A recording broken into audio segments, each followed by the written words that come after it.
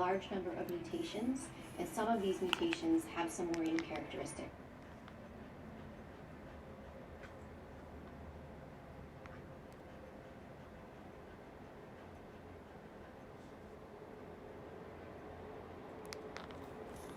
In London.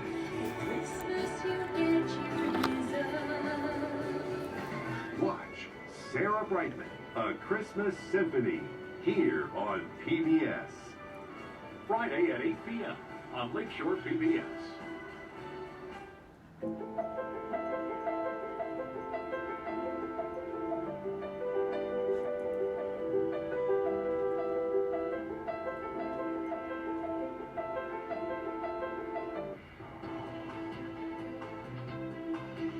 Hello everyone and welcome to Amanpour and Company. Here's what's coming up. This variant has a large number of mutations, and some of these mutations have some worrying characteristics. As a new coronavirus variant spreads around the world, governments rush to impose travel bans. But is that the answer? I asked epidemiologist Maria Van Kerkhove, who fronts the WHO's global COVID strategy. Then, Taiwan on alert as Chinese warplanes get too close for comfort. I speak to two U.S. congresswomen who just visited Taipei, Democrat Alyssa Slotkin and Republican Nancy Mace. Also ahead,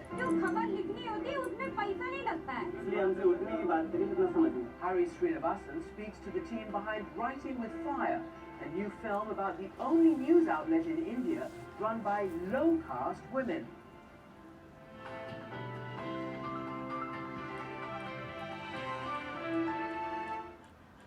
Amanpour and Company is made possible by the Anderson Family Fund, Sue and Edgar Wackenheim III, Candace King Weir, the Cheryl and Philip Milstein family, the Strauss Family Foundation, Jim Atwood and Leslie Williams, Mark J. Bleschner, Bernard and Denise Schwartz, Koo and Patricia Ewan, committed to bridging cultural differences in our communities. Additional support provided by these funders and by contributions to your PBS station from viewers like you. Thank you. Welcome to the program, everyone. I'm Christiane Amanpour in London. An anxious wait is underway for answers as the new coronavirus variant spreads. Omicron has been detected in at least a dozen countries and is now the dominant strain in South Africa, where it was first identified less than 2 weeks ago. Public health officials say that it will take at least 2 weeks to get all the data necessary on the key questions of transmission, immunity, and severity of the new variant. The UK today expanded its vaccine booster program. Japan and Israel are flat out banning all foreign visitors from entry, while the EU, Britain, the United States, and other countries have banned travel from several nations in Africa. The South African President, Cyril Ramaphosa, slammed those measures. Now, these restrictions are completely unjustified and unfairly discriminate against our country and our Southern African sister countries. The prohibition of travel is not informed by science, nor will it be effective in preventing the spread of this variant. But President Biden defended the measure. The reason for the immediate travel ban is there were a significant number of cases, unlike any other country, well, there are few around South Africa in the world. We needed time to give people an opportunity to say, get that vaccination now before it's going to move around the world. Biden also said that Omicron is a cause for concern, but not panic. So let's get some answers from Maria Van Kerkhove. She is spearheading the World Health Organization's global COVID strategy. Welcome to the program, and let's just talk about what you know now and what specifically you're waiting to find out and how long that'll take. Well, thank you so much for having me on the program. As you pointed out, there is quite a lot to learn about this new variant of concern that WHO has classified as Omicron. We've named it Omicron. What we're trying to better understand, and there are scientists around the world right now that are trying to better understand if there is a fitness advantage. Is there increased transmissibility for this particular variant? We don't have that answer yet.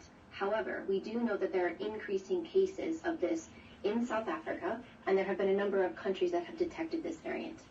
We're also looking to see if there's any change in the disease presentation or the severity profile.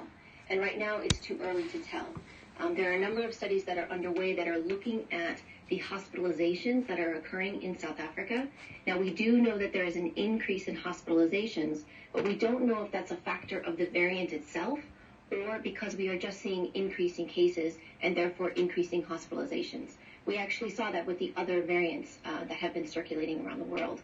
And we're also looking to see, does this variant, Omicron, are there any impacts on our countermeasures, on our public health and social measures, on the use of diagnostics, on therapeutics, and on vaccines?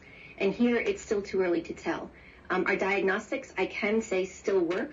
They are detecting people who are infected with this virus and this variant.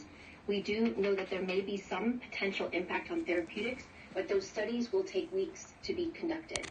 And the big question is around, will there be some reduced efficacy in our vaccines? Now, I do want to point out and put this in context that Omicron is the latest variant of concern that has been detected. But please remember, and I hope all of your viewers will understand, that the Delta variant is dominant worldwide. And vaccines, our therapeutics, our diagnostics, our countermeasures work against Delta, and they must be used. And we feel that enhancing those measures around fighting against Delta will also help against Omicron. So a lot there to process, but I think, clearly we understand that it's going to take some time to get those key answers. How much time? We said 2 weeks, because that's what we've heard some scientists say. How long before you think, like, the vaccine companies will know whether, in fact, the vaccines are actually, how this new variant affects them? And let me just put to you what President Biden said. He has referred to, obviously, the chief U.S. epidemiologist and advisor, Dr. Fauci, who says that the current vaccines provide at least some protection against the new variant, and Biden says he's going to instruct all, the U.S. manufacturers to look further into it. And many governments are encouraging their people to have boosters. So how long do you think before we know some of this important, data? I think we'll get some information on transmissibility and severity in the coming days, maybe a week or two. I do think it will take some time for us to get a better understanding of the impact on vaccines. Our estimate is between 2 and 4 weeks. And the reason for that Twitter is camera is not a true representation of how black the black is on her dress. I do want to take this opportunity to thank the amazing scientists in South Africa who were so forthright in sharing this information with us, who have since the beginning of this pandemic, as well as many other scientists around the world. They are conducting the studies. They will do these neutralization studies in the coming weeks, but it will take about 2 to 4 weeks until we get that preliminary information. One of the concerns that we had with this particular variant is the sheer number of mutations that have been identified. And the reason we classified it as a variant of concern is some of these mutations that have been identified do have some detrimental impacts, particularly on monoclonal antibodies and potentially, I say potentially, on vaccines. What we don't know right now is it's not just the emergence of a variant of concern, it's about how much it circulates. Now, this is something that is expected. The more the virus circulates, the more opportunities it will have to change. And so we could have these variants that emerge, these variants of concern that emerge, but they may not take off. So the big question for us, in addition to do the vaccines work, is will it really seed itself in countries, and will it really outcompete Delta, which is the most transmissible variant we have seen to date? And that's a big open question. Okay, so I want to ask you this because I want to ask you about Delta versus Omicron, because it is now dominant apparently in South Africa as a strain. Do you concur? Well, our colleagues in South Africa are doing an incredible amount of sequencing right now. When we look at the epidemiology, we need to look at which cases are being sampled, which ones are being tested, which ones are being sequenced. Certainly the predominant sequence there being reported is Omicron. But what I'm trying to gauge is a little bit of caution in understanding how much of this is circulating compared to other variants. Right. South Africa went through 3 waves of infection, and they brought transmission down to a very low level. The last wave that they had was the Delta variant, and so the seroprevalence, the amount of antibodies in the country is somewhere upwards of 60-70%, which is probably what we see in a number of countries right now. And the big question is if you put Omicron next to Delta, what would happen? We don't have that comparison yet. We will get some good data from other countries that are starting to detect this variant.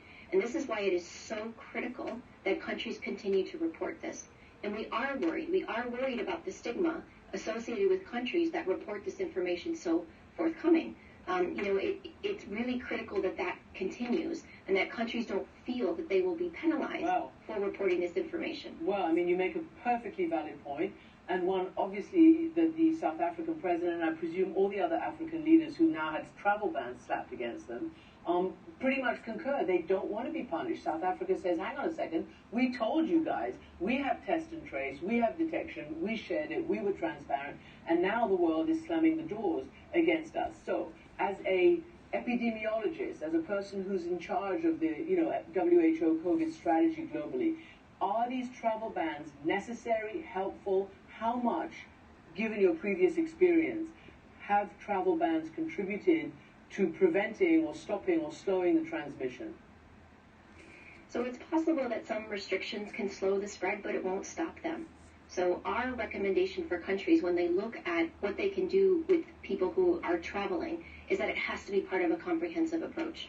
If people are traveling, there are ways that we can minimize the risk of spread. This virus travels within people around the world, and we've seen this over and over and over again. But we can't prevent the spread of this virus across borders. You will hear in the coming days, and you've heard over the last 12 hours or so, how many countries have actually detected cases. Now, it may slow the spread, but it won't stop it. What we are asking for is a proportionate response, time-bound, targeted, very specific.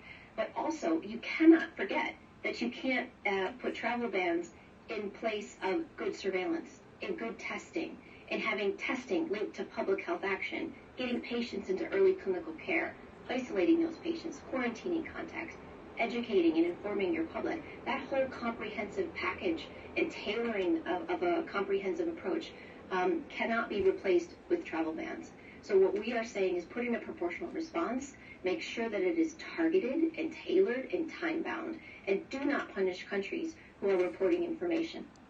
Can I ask you about, because you mentioned, immunity. There's immunity from having had the disease, and then there's immunity from vaccines and the like. Which is more effective? Well, any immunity that one can develop is good immunity. It will protect you against developing severe disease. Now, our recommendation, of course, is to get that immunity from vaccination because this is a safe way in which your body can develop those antibodies and protect you from developing severe disease and dying. There is a large amount of infection that has occurred around the world. We have some estimates ranging anywhere, depending on the region of the world, anywhere from less than 2% to over 50% of the population being infected from natural infection. But remember, infection from SARS-CoV-2 virus, many people will have mild disease, some people will go on to have severe disease, many people will die, but we cannot forget again about post-COVID condition or long COVID. There is zero risk, of course, of getting infected with this, and this is a very dangerous virus. And I think one of the things I want to highlight on this program and to your viewers is that everything that we have to do against Delta, we need to do for Omicron. This pandemic is far from over. Despite what many people think, that we are nearing the end of this, I'm afraid not. And I'm afraid the fact that we have this variant of concern that has emerged as we enter the third year of this pandemic highlights once again that we not only have to increase vaccine equity around the world, getting vaccines to those who are most at risk in every single country, we also have to drive down transmission. So everything that we do against Delta, which we should be enhancing and supporting now, will be beneficial for Omicron. There's no time to wait. The science will take time, and we need scientists to have the time to get those answers, but actions do not need to wait. We know what to do. We just need everybody to know how they need to play a role in ending this pandemic. Well, I know, and we've heard this so many times over the last 2 years, that we know what to do, we just need to get people to do it. And there is so much fake news and downright sort of, hostility and hesitancy around vaccines in some very key parts of the world. How difficult is that? And that layer on top of that, the still very, very unsettling reality that vaccine inequity is predominant I mean, there really is. I'm just shocked more people are not screaming about this every single day. You know, the idea that some, you know, can be protected while, or the pandemic is over for us while, you know, the pandemic will rage somewhere else. It's a problem over there, not over here. Really shocks me, I have to say. Every day I wake up to this. But vaccine inequity is something everybody can fight against. And there's things that individuals could do. But we need governments, and we're so grateful for governments who are donating vaccines, who have donated to COVAX, who have provided funds. And hesitancy and misinformation and disinformation is a huge problem. It's a huge problem, and it's something that we are working on through community leaders, through governments, through individuals, to try to understand where that's coming from. But what we do know is that many people in countries that do not have access to the vaccine, I hear a lot of excuses that they're hesitant, but in fact, they want the vaccine. This is a matter of access, and it's a matter of ensuring that that countries have access. It's not charity. That countries have access to purchase the vaccine so that they can roll it out in their countries. And then, of course, work to develop, to implement, you know, the vaccination plans that countries have worked so hard to do. But misinformation, disinformation, I'm afraid, is just rampant. And all of us, again, everyone that's watching this has a role to play. Make sure you look at good information, you find good information, you share good information, and you certainly don't pass along misinformation or disinformation. So talk a little bit more about the vaccine inequity. I mean, I hear what you're saying, but does the WHO have a specific role in distributing it further and farther, you know, to those who need it? The whole idea of COVAX and all the other big names that suggest that the world, you know, the rich world will help the developing world. It doesn't seem to have worked out that way. Is there anything your organization can do at this stage? As you say, we're about to enter the third year of this, to change that dynamic? Well, we're working very hard through our COVAX partners every day to change that, making sure that there's a combination of an approach in which vaccines can be shared. There are ample vaccines. More than 8 billion doses of vaccines have been administered to date. 8 billion. And if those had been administered differently, we would be in a very different epidemiologic situation. We would be in a very different economic situation, and certainly a very different ethical situation.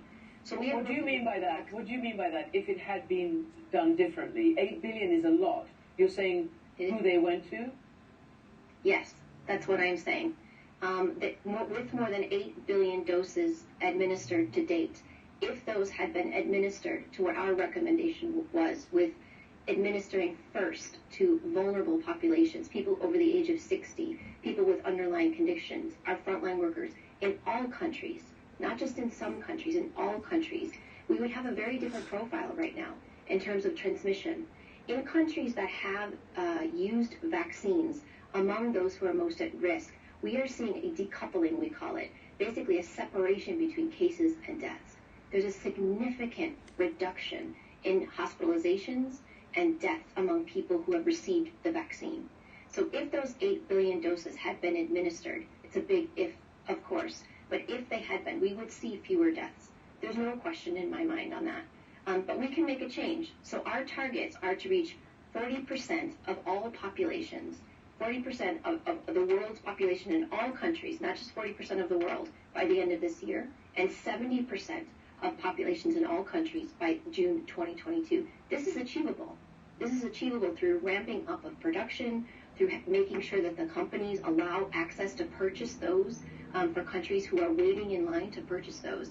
So we're working day in and day out to advance this because our job at WHO and the World Health Organization, with the thousands of people we work with, is to save lives. And we could do that right now with the tools that we have. So why wait? Well, it's a very good question. 40% by the end of this year in every single country.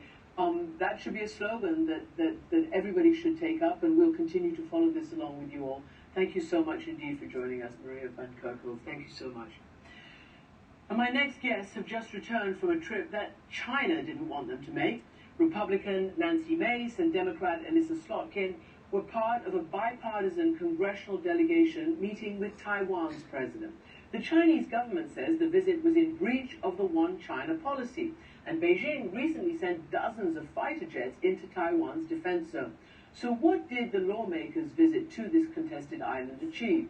Congresswomen, welcome to the program. So let me ask you both why you decided to make this trip at this time. Congresswoman Nancy Mace, why was it important for a bipartisan delegation to go now? And I say it because obviously the background of there's so much tension and so much focus on the China-U.S. relationship. Right, and thank you for having both of us on. This was a historic trip. This was the first time in 2 years that a delegation from the U.S. House of Representatives made it into the Indo-Pacific region, and we were out that way to celebrate and serve Thanksgiving to our troops. And so it's a real honor to be out there with Congresswoman Slotkin. And then on the tail end of that trip, we jumped down to Taiwan. And previous to COVID-19, these were regular and normal visits from members of Congress out to Asia and in the Indo-Pacific region, including Taiwan. Taiwan is a friend of the United States. It's a free and democratic country.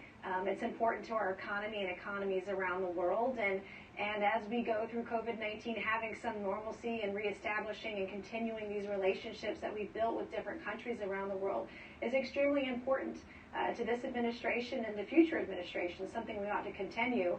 And it was an immense honor to be a part of it. I was the lone Republican on this bipartisan trip, and it was a great experience, I think, for all of us to take back. When we work together on both sides of the aisle, we can accomplish so much, and we're stronger on the world stage for it. Okay, so that's an interesting point. When you're together, you can accomplish so much. Taiwan is not just another country, though, in a zone where you have allies and U.S. troops and you want to serve Thanksgiving dinner to. I totally understand. But this has a completely different political connotation. So, Elizabeth Slotkin, Congresswoman, we talked before. You have previously been a CIA analyst, previously in the Pentagon. You've done a lot of work on these strategic issues. The fighter jets that came, well, let's first start with the fact that the Chinese government didn't want any of you to go. What did they do, Congresswoman Slotkin? They called each one of you? What was the reaction from all of you? Yeah, well, we were out there traveling, as Congresswoman Mace said, serving Thanksgiving lunch to our troops in South Korea when we got word that a strongly worded message had been left with all of our offices in the form of an email from the embassy here in Washington, D.C., telling us to immediately cease and desist going to Taiwan, to cancel our plans. It was an angry message. It was a blunt message. I believe we all received it. And we just said, thank you for your input and continued on. This is a normal part of a fact-finding mission, a conversation with a partner.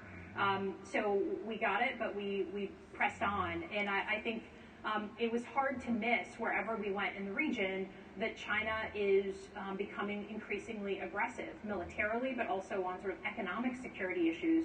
So it was important to go to Taiwan to show our support, but also just to have that normal contact that used to happen before COVID. So let me ask you both, because obviously at the heart of all of this is the one China policy and the deliberate, quote-unquote, strategic ambiguity of the United States position on Taiwan.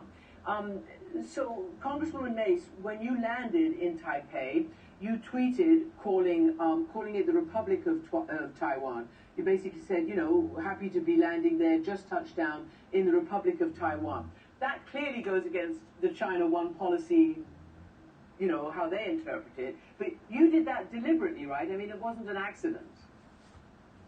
Oh, no, it was not an accident at all. And I will tell you, the tremendous support for that tweet around the world and on both sides of the aisle. It was a subtle but strong message to the people of Taiwan and Taiwanese Americans as well, that we support the Taiwanese people and that we want to protect, I believe, help protect their freedom and their democracy.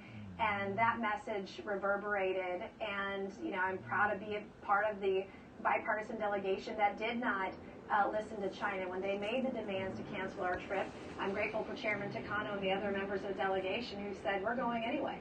This was a resumption of business as usual for the United States, and especially in COVID with supply chain issues and the reliance on friends and partners around the world at this time is extremely important, no matter what China says. And so we've got to work together with our friends around the world to be successful to get out of this thing. And it was a great trip as far as I'm concerned. But what, I guess my point and my question is, what does it lead to? So, Congresswoman Slotkin, what does it lead to? Because is the United States, I mean, by calling it a republic, I know it wasn't you, it was Congresswoman Mays, but does that mean that you're encouraging Taiwan to seek independence? Does that mean that if in fact it does, and if there's any threat, military threat from China, that the US will come to its military rescue? What exactly does it mean, projecting into the, if any of this happens? Yeah, well, certainly I think the point of the trip was to show our support for Taiwan's self-determination, right? They're being bullied. China is bullying them. It's very, very clear. They're becoming more aggressive.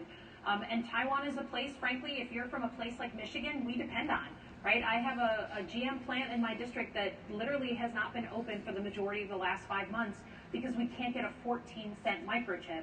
And the biggest microchip producers in the world are the Taiwanese. So it makes perfect sense for us to have relationships. It makes perfect sense to ensure that they are strong, that they have the capabilities that they need to defend themselves.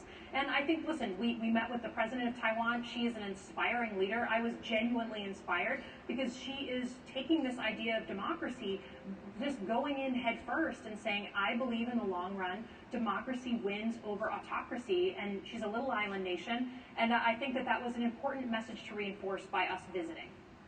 So to both of you, do you think this could... I hear what you're saying, and I hear what you're saying about China being a bullying nation, but there's also, U.S. law, and there's also a one-China policy.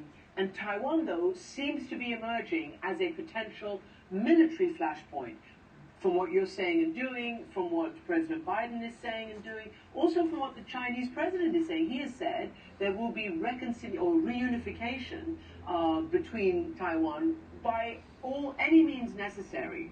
What does that mean? So I guess, did this congressional delegation come back with recommendations on how America's policy should potentially be tweaked in this regard, Congresswoman Mays? No, I wouldn't say that at all. I mean, this is a resumption of normal policy as usual to have a delegation from Congress visit Taiwan and reinforce our relationships there. Our economies are intertwined with Taiwan and Korea and Japan and even China. The United States is not the aggressor here. It's China who is the aggressor. And not only are they bullying Taiwan, they tried to bully members of Congress and demand that we cancel this trip. And we ignored that. And I'm happy to help lead that effort as well, because no one should be bullied by a communist country.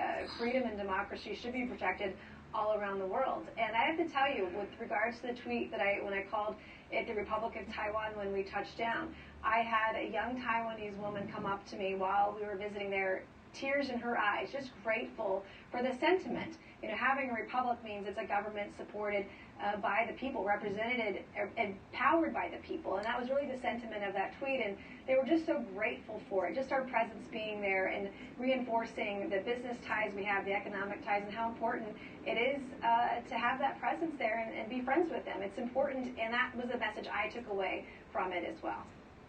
Can I move on to another issue of great concern and interest to the United States and to the rest of the world in terms of security? As you know, President Biden wants the United States to re-enter the Iran nuclear deal that President Trump pulled out of. The other partners stayed with it, the UK, Germany, Russia, China. Interesting, China's on board with this. What do you both want to see happen? Congresswoman Slotkin, should the United States do all it can to get back into this deal? Well, look, I didn't believe we should get out of the deal to begin with, and there's no doubt about it. Iran has more enriched uranium than they did 2 years ago. That's just a fact. They have fewer inspections than they did 2 years ago. That's just a fact. And when it comes to the nuclear, potential, that's a preeminent threat. We have to focus on mitigating that threat. That said, we shouldn't just get back into the deal as if nothing happened. And I think one of the flaws of the original deal is that it didn't cover other things like ballistic missiles and the threat from Iran of ballistic missiles, the threat of their terrorism in the region. Those are the kinds of things that if it were up to me, we would be negotiating to get back into the nuclear deal, but then we'd be adding kind of these stackable agreements on top and asking for more in order to get back into that same rhythm. But I think it's the right thing. I mean, it's a nuclear threat. And I was at the Pentagon. We maintain war plans all over the world. And when it comes to a nuclear threat, that is the most impactful, serious threat that we deal with. So I do support the idea of trying to get to a better place. Let me play a little bit of an interview that I did a few weeks ago when the Iranian chief nuclear negotiator was in London as part of his meetings with other members of the parties to the nuclear deal. And he also, you know, the Iranian side has demands just like the United States does. This is what he said to me. The main issue in front of us is actually the return of the United States to its commitments within JCPOA. This is the issue. Therefore, the main issue in upcoming negotiations is actually removing all the illegal sanctions against Iran that have been done by the United States against the Iranian nation. So Congresswoman Mace, he's saying that sanction removal has to be part of this. They have to have an assurance that, you know, at the end of negotiations that'll happen. Do you agree with that? That obviously was part of the first deal, and that's why it happened. No, I don't agree with that. And Iran can't be trusted based on what they're trying to do in their machinations and the uranium that they have stockpiled. They are not our friend. And in fact, they want to harm our allies like Israel. So I am very concerned about negotiating with people that I don't think are going to maintain their commitment to those negotiations or to any agreement that is signed. So I do differ from that perspective. Okay, well, I mean, just to point out that it was the U.S. who pulled out of the deal, and according to the international community, Iran was keeping up with its commitments. But as Congresswoman Slotkin rightly points out, that as the U.S. pulled out, Iran's uranium enrichment did increase. It's a difficult one to thread that needle. Can I now ask you about COVID? We talked about it at the beginning of the program with the WHO's chief strategy officer regarding, you know, the global containment of COVID. So I just want to ask you all, what do you make of President Biden's, he's saying, yes, we must be concerned, no, we mustn't panic, there needs to be, you know, this, I don't know whether it's a temporary travel ban, but it needs to be in place, and we need to get vaccines out and about to everybody. Congresswoman Slotkin, is the president on the right track? What's the tone? What do you think the U.S. should be doing about this new variant? Yeah, I mean, I think we're all obviously on a hair trigger after the Delta variant kind of came roaring back last summer. So I think it's good to watch these new variants, obviously, and to try and understand them and understand how they're going to react with the vaccine and how spreadable they are. But I think we just don't know enough right now, and I don't think panic ever helps, right? I don't think anyone's ever going to recommend panic. But methodically understanding the threat from this variant, I think, is important. We know that getting vaccinated, getting a booster shot, helps against all these variants. That's what we know thus far. And so I think the guidance is steady hand, same thing, and wait to see what we learn from the scientists on this new variant. And Congresswoman Mace, I think by and large you also as a Republican have supported, you know, some of the early actions that President Biden's taken. And you've also tweeted about your own experience with actual COVID. I can attest that long COVID is a real thing. The worst was the chronic fatigue and brain fog. On top of that, I had chest pain, swollen ankles, shortness of breath for months after. It was debilitating. Talk to us a little bit about vaccines and what you think, you know, what the measures you think need to be taken. And I want to add, on CNN last night, I said told for the first time, I was recently diagnosed with asthma. Yeah. And this is not something that runs in my family or anything I've ever had before. This is post-COVID. I've had it for 2 or 3 months now. I had COVID a year and a half ago. So this is a disease and an illness that I've spoken frequently about. I've written op-eds about it. I have worked with the state health department here in South Carolina encouraging people to get vaccines. I've run ads to encourage people to get vaccines. I've tweeted about it. It's very important that we consult with our physicians and make the right decision for us and our families. And I can attest, a year and a half after, it's a very serious illness that should be taken seriously. I do support President Biden's decision to ban travel from certain countries right now until we know more, just as I did when President Trump did it in 2020. I do agree with Representative Slotkin that I would like to see more data collected on the new variant. I can tell you, South Carolina, we really struggled when we had the Delta variant. It was debilitating both for our kids in schools and businesses that struggled through it. And we want to make sure that we sort of prevent that from happening in the future, or at least reduce the opportunity for it to spread as it did before. So anything that we can do, washing hands, wearing masks when these variants pop up, whatever the science tells us to help prevent this thing from spreading, we should all work together to do that. And obviously I just spoke to, as I said, the WHO chief strategist on this, and the CDC, your own CDC, says that those unvaccinated who suffered previous infection are 5 times more likely to get COVID than those who are vaccinated. And this obviously goes to something you said on Fox News, and I need to ask you to clear it up because it's kind of all over social media and all over the other media. Because you had said to Fox News, in some studies that I've read, natural immunity gives you 27 times more protection against future COVID infection than a vaccination. It's not what the science says. Did you misspeak? Do you want to take it back? Well, there was a study in September out of Israel where 700,000 patients that did say that. And so I think it's important that taking into account vaccinations and natural immunity, those things are not mutually exclusive, nor are they contradictory. I think we've got to look at all the science when we're creating policy for our country and for its citizens. No, you're right. And as I said, the WHO person did also say that any kind of immunity is good, but the vaccination immunity, according to the CDC and the WHO, is much stronger, mostly because, in addition to what you experience yourself, getting the actual disease is so much worse. So, whoops, we think maybe we lost you. I think we lost your shot. Elissa Slotkin, I don't know whether you want to respond to that, or should we move on to a different topic? No, I think at this point it's very clear that the fastest way to build immunity against the virus and its variants is getting vaccinated. And you can talk to your doctor about it, you can have a conversation about it, but that is the single best way to get our economy back rolling, to get our kids consistently back in school without worry of having an outbreak. That is what we need to get to a better place and get over this thing, because we're all exhausted by it. Let me just end quickly with another China question. The Chinese military, as I said, they had sent warplanes in the defense zone after your visit and before your visit. But more importantly, because that was clearly a show against you all, they're conducting hypersonic missile tests. What does that mean? How dangerous is it? And President Biden has wanted to go into some kind of sort of arms control talks with the Chinese. They historically have not wanted it, rightly pointing out that they don't have, at all as many nuclear weapons deployed as either the US or Russia. So hypersonic, how difficult, how dangerous is that threat?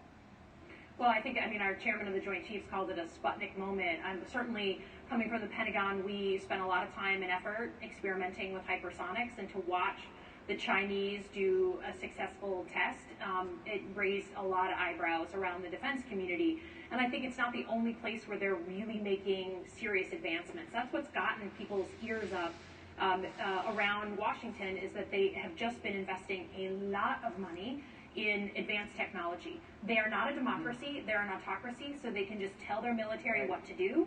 They're much faster in turning that technology into capability. And on top of that, they're being more aggressive on basic things, not just, freedom of navigation. So we have to watch it, definitely, and realize we're in a new era when it comes to competition with China. Congresswoman Elissa Slotkin, thank you, and we thank also Congresswoman Nancy Mace. Sorry we lost that shot.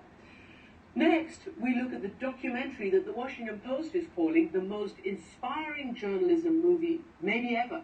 Writing with Fire follows a fearless group of journalists from India's most marginalized class. They are the Dalits, and their fight to maintain India's only women-led news outlet. 5 years in the making for the award-winning filmmakers Rintu Thomas and Shushmit Ghosh.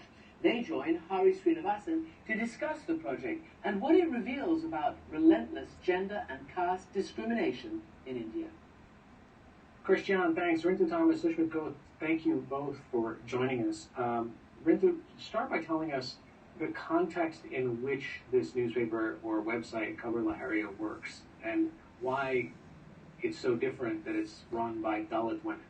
India's news landscape is usually manned by or dominated by men, and mostly dominant caste men. In most of our newsrooms, it's dominant caste men who make decisions around what is the news that should be prioritized. So you see a lot of mainstream media reflecting the priorities of that demographic of people. And when we zoom into a space like Uttar Pradesh, which could be a country in itself, the rural media landscape is again dominated by the same profile. And so in these parts, to be a woman journalist, as a rural woman journalist, was sort of like unheard of. And so what Khabar Lahariya is doing is breaking a huge glass ceiling, both in terms of women as journalists, as rural reporters, but also Dalit women who are visibilizing themselves, negotiating a seat at the table, and putting out a newspaper which is entirely independent and has a feminist lens. And I think for all those operative words, this is a very unique news outlet. Sushmit, what drew you to this? I mean, this website and this paper had existed before. How did they come to be in the first place? So they were a social experiment, really. 2002, an NGO came in with a grant, said, working with women in rural areas in Uttar Pradesh, what would your newsletter look like, was the brief to them. And essentially, these women for 6 months designed or created their own newsletter and ended up distributing it in the spaces that they were in. Once the grant ended, the NGO was pulling out. The women had tasted blood, and they were just like, we want to continue. And some folks from the NGO and the women who were working at the newsletter eventually went on to birth Khabar Lahariya, which became a newspaper. I think what attracted us was we got this at a time where they were transitioning from print to digital. So, the forces of patriarchy and the caste system, 3,000 years old, and, the unfettered energy and the power of the internet colliding, anchored in the stories of Dalit women journalists in some of the most difficult parts of India to report from, was a natural draw for us. I want to play a little clip here. This is a scene with Sunita in it, and she is coming over to cover a story about a road project that is not happened. So let's take a quick clip. हमें सारी जानकारी चाहिए जो इस रास्ते से लेकर के दिक्कतें होती है खबर लहरिया से है मैं आपको बताऊं खबर लहरिया से है वो पेपर भी है और चैनल भी है तो जो चैनल है वो आपको यूट्यूब में मिलेगा और जो पेपर है वो आपको साप्ताहिक मिलेगा जी आपकी मांग नहीं है कि आपको यहाँ आने के लिए न्यूज अगर बनानी है तो आपको गाड़ी चलनी चाहिए नहीं मेरी नहीं है क्योंकि मैं तो अक्सर पैदल चलती हूँ ओके आवश्यकता नहीं फिर तो ठीक है मुझे यहाँ सब सुनिए यहाँ पे कोई यहाँ एक अनपढ़ व्यक्ति भी नहीं है बोलेगा कि आप पैदल चलने वाले ऐसा कहीं कुछ नहीं होता किराया देती है आप किसी भी आप मीडिया के अंदर जाने के पता है आपको क्या रूल होते हैं क्या नियम कानून होते हैं इसलिए हमसे उतनी ही बात करी समझ और हमारी डिमांड केवल एक है कि इसको बीच वाले पेज नहीं था यहाँ जो उसको मेन पेज तो मैं आपको एक चीज बता दूं जो आप कह रहे हैं जो आप बोलेंगे मेन पेज का खर्चा लगता है बिल्कुल नहीं क्योंकि जो खबर लिखनी होती है उसमें पैसा नहीं लगता है पैसा आप लोग लेते होंगे मैं वही बोल रही हूँ कि आपको लगता होगा ना मुझे नहीं लगता है मेन फ्रंट पेज पे छापने के लिए मुझे कोई पैसा नहीं देना पड़ता है मुझे तो सिर्फ खबर देनी पड़ती है कि वो खबर लगाने लायक है फ्रंट पे या नहीं है What's difficult for me to figure out is it harder being a woman, a Dalit, or a reporter? Because you can see that man, for example, turning around and saying, no, you should sort of know your place, or just speak with what you know about. And it was kind of definitely condescending to her. But what was fascinating was that she was in what would be, to any journalist, a sticky situation where she's got sources who she's certainly not welcoming of her, but she is negotiating this to get her story. So for context, if you're Dalit, you're at the bottom of India's social hierarchy, and then add to that the weight of being a Dalit woman, I don't think it gets much lower than that. The journalists in Khabar Lahariya are the first women journalists in the region, and so people are not used to seeing Dalit women with smartphones challenging them about accountability and budgetary sort of demands and essentially enforcing some kind of transparency. They're more used to having them ordered to clean their toilets. Historically, that's how it's been. So I think the women have really inverted a 3,000-year-old caste hierarchy on its head just by picking up cheap Chinese smartphones, accessing the internet, and delivering authentic news. people really want to see news, and Khabar Lahariya is delivering it. I think it's a global phenomenon that more and more mainstream news networks are becoming sort of echo chambers. And over here you have a platform like Khabar Lahariya that is actually giving you something that is authentic, that is real, and that is enforcing transparency. And you can see that in the film. Roads getting built, hospitals, access to healthcare, so on and so forth. Rintha, essentially men are, well, mansplaining what journalism should be or how these women should be, but I wonder how the community thinks about Khabar Lahariya and these women because they're actually getting changes to happen. You know, the women are very acutely aware that they're moving in spaces where they're not very, very welcome. Which are entirely, and sometimes when we used to be filming, Meera and I, or the journalists and I, were the only women in a crowded public space, or a bureaucrat's office or a politician's office. It's very visually, you know, you're the only woman, and so they're very aware of that. They've done this for 19 long years now, and their strategy is to get the job and leave. And if it's in terms of interviewing skills, it means you're going really, you know, intelligent, and you go point by point. You point to the facts, and really it's a masterclass in seeing how to negotiate with people who you don't necessarily agree with, and yet get your story out, because that's the focus. And with male journalists, it's mansplaining, or sometimes being a lot of condescension. And I think I love Sunita for this, because she's got this really lovely, comfortable relationship with the men. She jokes around with them. She's really comfortable with the policemen. So she gets her deeds done, hitches a ride with a fellow male journalist. Sometimes might share a story, mostly doesn't. So I think it's really, she understands, you accept that, and then you transcend. I think that's their strategy. I want to play a little clip here. It's a teaching scene, and I think one of the things that we take for granted is the transformative capacity and capability of what a single smartphone can do. ये वाला है, ये है, ये नहीं।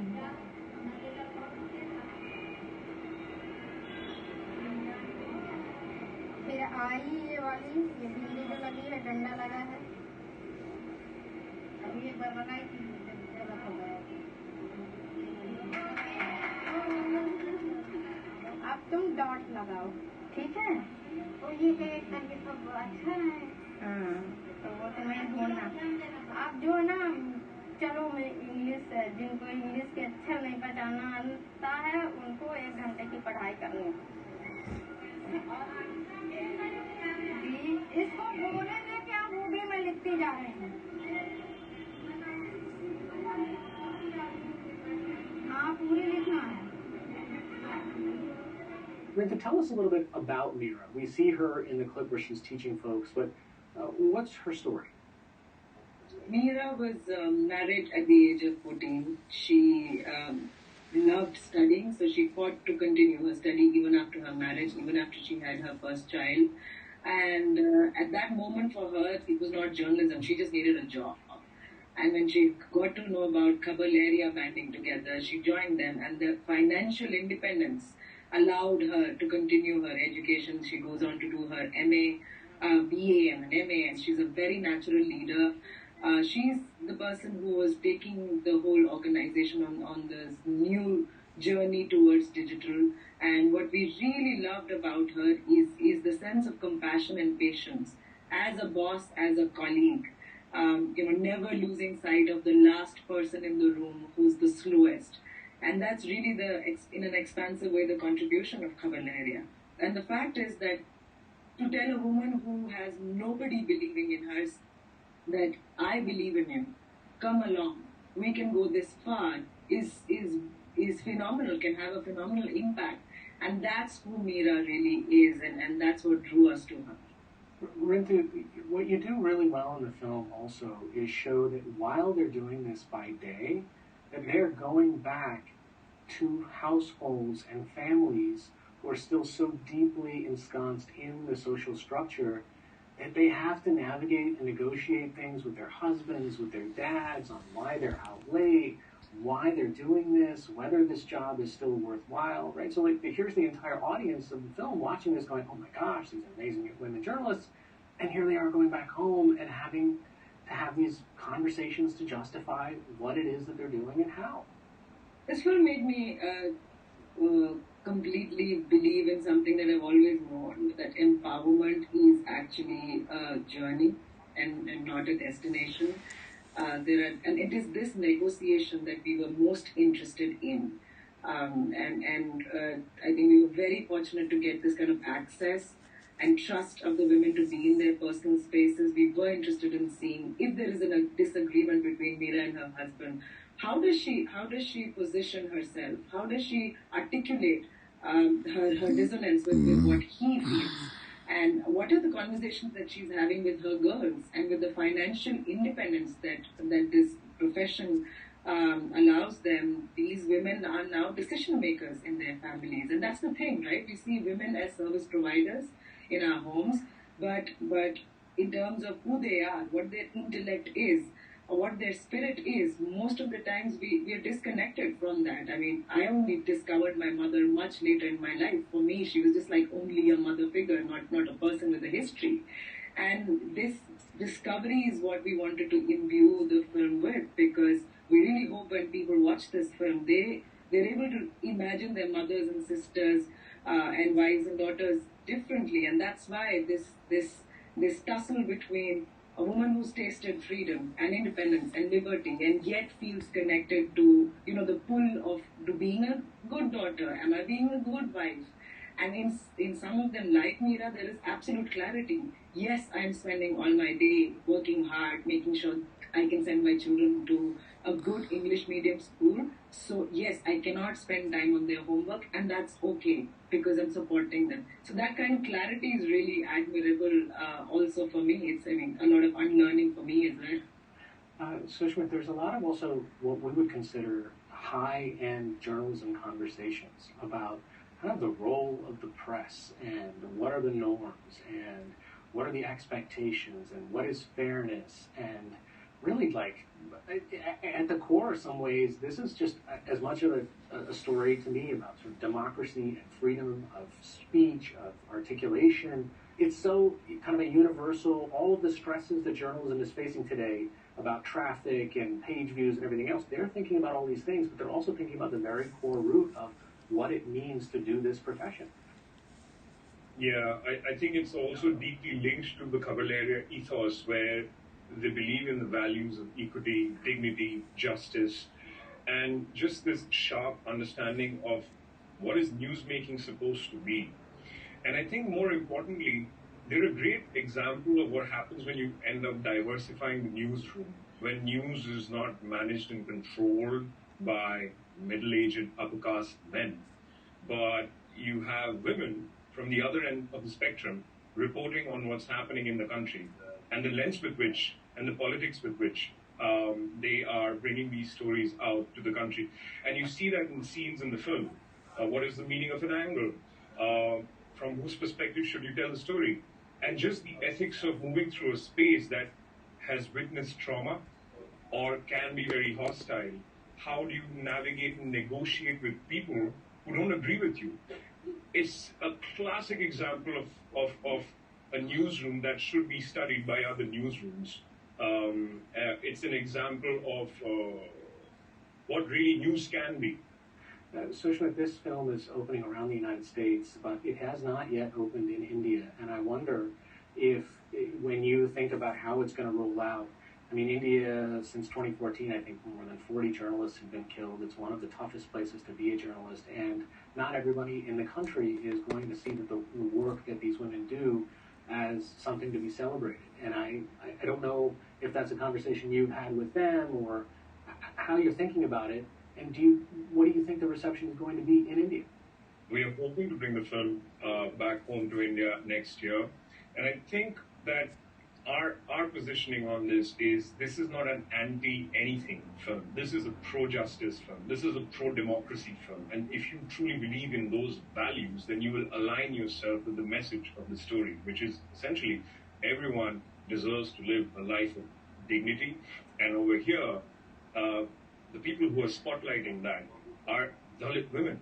And these women are showing you what true journalism and what true courage really means. And for us, they represent really the best that India has to offer the world. So we must celebrate them. And that's essentially the message. And we're very hopeful that the Indian audience will absorb the story like that and celebrate the women at Khabar Lahariya the way they have been by people across the world. Sushmit Ghosh, Rintu Thomas, thank you both for joining us. Thanks so much, Hari. That is an incredible story to highlight. Finally, let's take a moment to honor a Broadway great, Stephen Sondheim. His family says that he died suddenly this weekend at the age of 91. His career took off back in 1957 when he wrote the lyrics for West Side Story and later for Gypsy.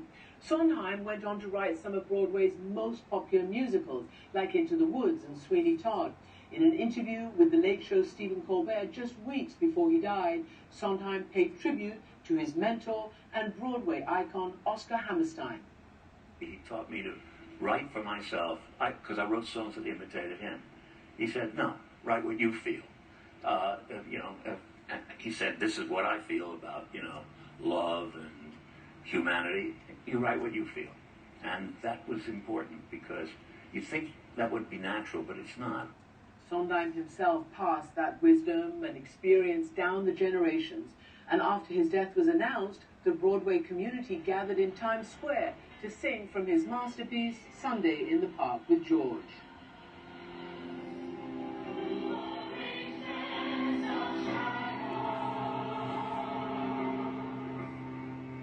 Lin-Manuel Miranda leading that group of Broadway community, and that musical won him a Pulitzer Prize decades ago. His legacy surely will endure for decades to come. That's it for our program tonight. Remember, you can follow me and the show on Twitter. Thank you for watching Amanpour and Company on PBS, and join us again tomorrow. Amanpour and Company is made possible by the Anderson Family Fund, Sue and Edgar Wachenheim III, Candace King Weir, the Cheryl and Philip Milstein family, the Strauss Family Foundation, Jim Atwood and Leslie Williams, Mark J. Bleschner, Bernard and Denise Schwartz, Koo and Patricia Ewan, committed to bridging cultural differences in our communities. Additional support provided by these funders and by contributions to your PBS station from viewers like you. Thank you.